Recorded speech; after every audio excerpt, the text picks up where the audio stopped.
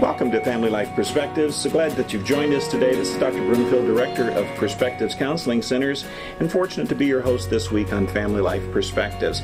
We've been enjoying Dr. William Guy, MD, PhD, here at the clinic. He's a staff psychiatrist, and sharing some information on a recent journal article that he feels is really causing some unfortunate medical advice in many arenas, if I could say that, Dr. Guy, not to speak for you.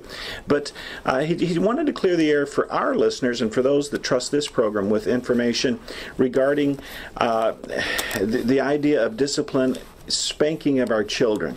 Dr. Guy, jump right in.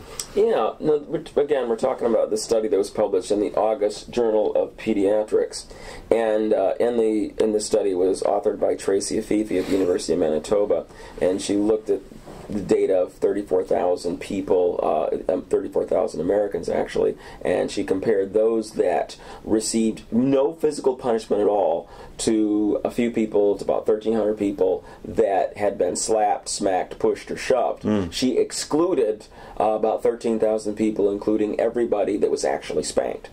And so then she came out and concluded that spanking causes increased risk of mental illness because the group that had been shoved, smacked, and slapped had slightly increased risk, 5 to 7% increased risk of mental illness, substance abuse, and personality disorders.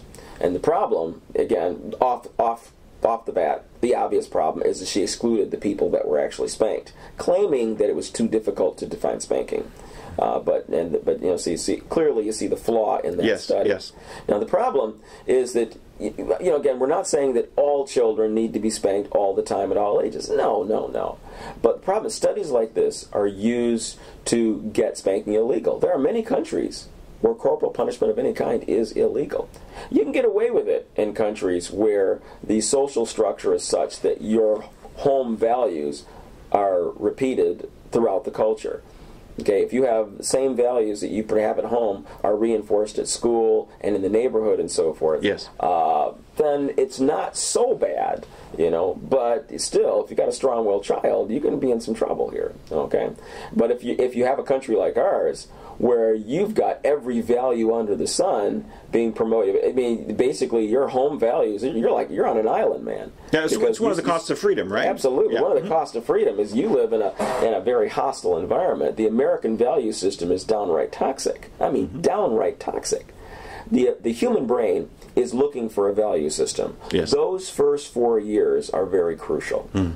And the value system, the core value system, usually, historically, has come from the parents by modeling, by the values that the parents model, yes, by how they talk about other people. So yes, in front of the kids, what is your value system by what you ridicule and put down and criticize, yes, in front of your children and so forth. And then by the discipline by what you say to your children and by what you discipline for. So these are the things that their little brains are looking for. There's an area of the brain specifically called the anterior cingulate gyrus, which is very hungry for value information. It takes that programming in, and then it helps to figure out whether you are right or wrong in your behavior. And it's like a sponge during those first 4 years. That's why if you have a strong-willed child, it is imperative that you impress upon your child those values early on. Yes. Now, what we were talking about last time was what our goals are for children. Why do we employ various modes of discipline in the first place? One of the things is we want them to experience fulfillment. That means having enough of what they need, love and belonging, purpose. Right. And the next one is respect or honor. We want them to have a sense of personal honor. We want them to respect themselves. And we want other people to respect them as well. What parent Seriously, what parent doesn't want their child to be respected? Hello. None. Seriously. Right. I want my child to be disrespected. I want everybody looking down and think they're a serial killer or something. Right. No, of course not. Of course not. So yeah, enough respect. They don't have to be the most respected person in the room, but just a reasonable amount of respect for the good that they try to do. Yes. And then the next one after that, number 4, would be freedom from excessive manipulation. Okay, immature people do a lot of manipulation. And on the way to maturity, we all do manipulation when we're younger, okay? We manipulate, number 1, by lying. By prevarication. I mean, that's the number one thing to try to get people to do what we want. Tell them what they want to hear to do in order to get what we want. So lying, but there's also verbal abuse, physical abuse, threatening to take away resources, guilt trips, shame, comparing people to other people. If you are surrounded by immature, forceful, manipulative individuals, then that's what you get. And if we are surrounded by all those kinds of people, we're not free to be grown-ups, and it takes away from our sense of fulfillment. It certainly does. We don't want our children to be surrounded by people like that. And so that's why it's important that we reinforce those right values, and we want them to be able to choose their friends wisely for their benefit. So they can grow up in a respectful... Absolutely. Exactly. We want them fulfilled. Right. We want them fulfilled. And then the last thing is we want them to experience positive emotion. Those include 5 things. Joy. That's extreme gratification. We want them to experience periods of joy, just as we have. Okay? Joy. Contentment. We want them to be able to be content with what they have, who they're with, where they're at, to experience contentment. That's a blessing. We don't want them restless and impossible to please. Okay? Right. So we want them to experience joy, contentment, awe. That's one of the bonuses of the Christian life, is a sense of awe. That's an appreciation of the divine or the sublime. To look at a sunset, to look at a mountain scene, to look at the sky, to look at even fields or the woods or fall or a winter scene, and have an experience of awe. Look at the stars, okay, anything. Right. All right? And then gratitude, another very important thing to experience, the key to experiencing a sense of fulfillment. And then excitement, which doesn't require explanation. We want them to have all of those open to them. And there are many attitudes and behaviors which will take away, including drugs, that will take away from their ability to experience positive emotion. These are the things we want them to experience. And that's why we guide their moral system. That's why we use the tactics that we do as parents to help them so that they can experience those things. And that's why the Scripture talks about nurturing and admonishing them in a manner so that this develops in their childhood. Exactly. And when they grow old, to use a reference you made, they're not going to depart from it. You know, we need to get a word from our sponsor, Dr. Guy. When we come back, we'll have you jump back in. Okay, sure. We'll be right back. Welcome back to Family Life Perspectives. Dr. William Guy, Dr. Broomfield, talking about discipline and children, and a study that may be indeed giving general medicine, pediatric medicine, some bad counsel here. Could you comment further, Dr. Guy? Sure. Yeah, we were talking about our goals in disciplining children. No, we don't just. I'm not saying just use spanking. I want to repeat that over and over again. I don't want to come off as a spanking promoter. Right. Exactly. Okay. But what my concern is that studies like this are used to outlaw spanking already.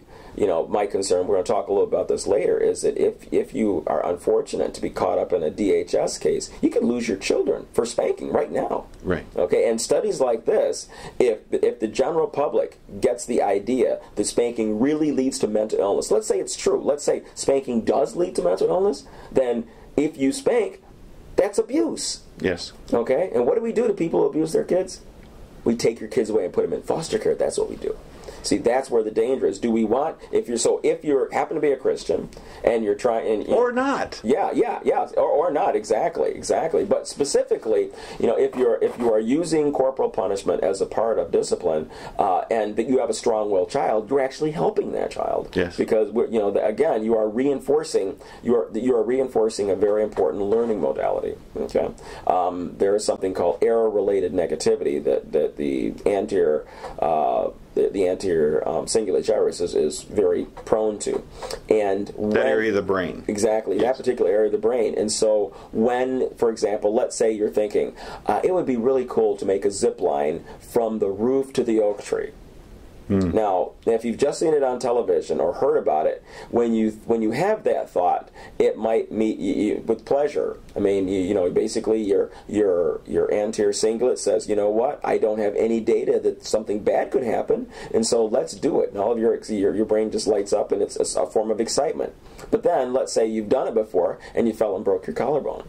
The next time you have that thought, because the last time you did that, there was way more pain than you thought, it made a really strong memory. Same deal with spanking. Yes. Okay, that's how error-related negativity works. That's how those potentials, that's how God designed our brains to learn from things like consequences. Right. Okay, your brain is starving for that, especially early on. It's looking for that direction. Now, in addition to what we talked about last time, we talked about why do we discipline our kids for the purpose of fulfillment. Part of experiencing fulfillment is developing a sense of appropriate morality. And, as Christians, we say, well, we have Christian morality, and then there's other people's morality. Right. Actually, morality is morality. Period. Okay, it is in there. It is Yes. in there, and many in this culture will say, "Well, that's all relative." Actually, it's not.